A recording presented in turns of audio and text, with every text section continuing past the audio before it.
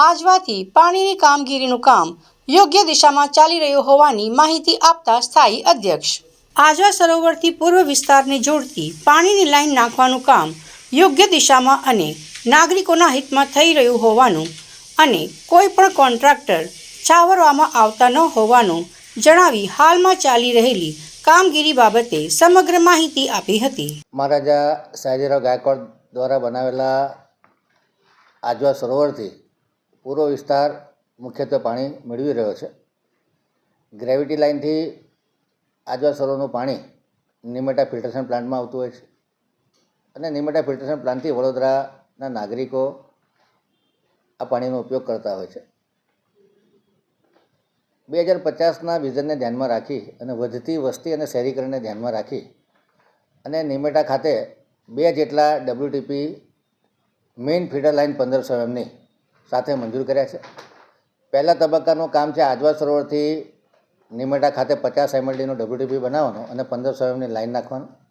આ કામ વેલજી રત્ના સોરઠિયા કંપનીને આપવામાં આવ્યું છે. આ કામગીરી 14/8/2020ના રોજ મંજૂર કરવામાં આવી હતી. કામ 68.04 કરોડનું અને 4.49% માઇનસના ભાવનું કામ હતું. ત્યારબાદ આકસ્મિક સંજોગો એટલે કે COVID-19ની મહામારી આવતા જે ફીડર પાઇપલાઇન છે એના ભાવમાં પુષ્કળ વધારો થતાં આ કોન્ટ્રાક્ટરને પોતાને આર્થિક નુકસાન લગભગ 15 કરોડનું પડે એવી શક્યતાઓ હતી.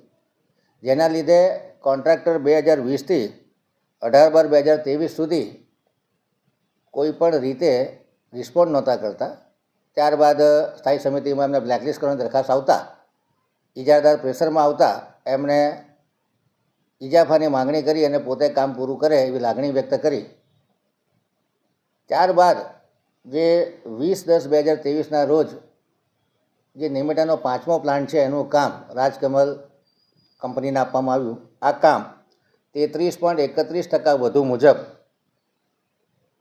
75 MLDનો WTP 155.34 કરોડના ખર્ચે કામ આપવામાં આવ્યું.